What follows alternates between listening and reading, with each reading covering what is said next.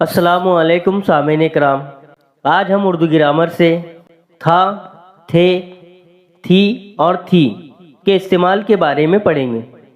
Video पसंद आए तो लाइक करें, शेयर करें और वीडियो पर कमेंट करके ज़रूर बताएं कि आपको वीडियो कैसी लगी।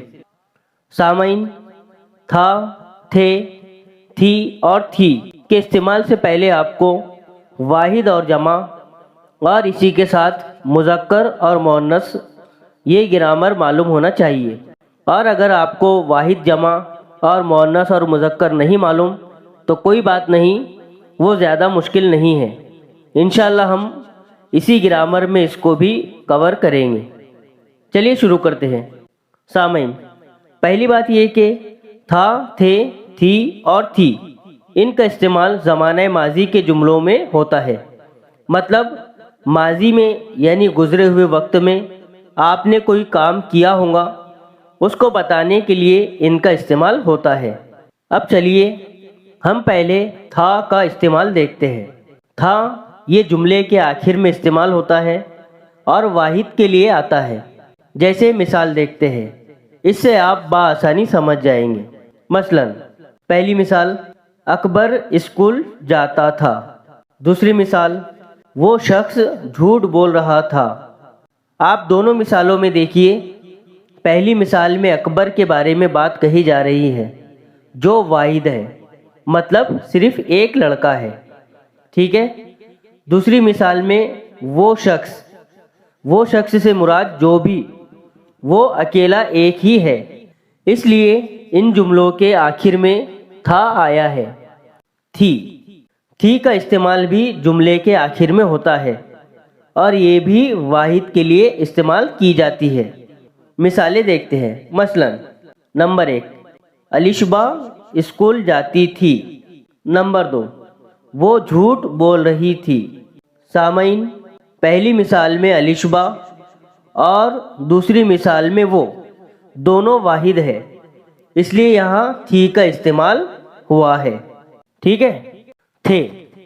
थे ये जुमले में एक से ज़्यादा मतलब जमा के लिए इस्तेमाल किया जाता है और जुमले के आखिर में ही आता है। थे का इस्तेमाल इज़्ज़त और एहतराम के लिए भी होता है। मतलब जब हम अपने वालिद साहब और इनके अलावा काबिल एहतराम जितनी भी शख्सियात हैं, इनके लिए भी थे का इस्तेमाल करेंगे। चलिए मिसालें देखते हैं। मसलन पहली मिसाल, बच्चे खेल रहे थे। नंबर 2, अब्बू बाजार गए थे। नंबर 3, लोग खूब शोरगुल कर रहे थे।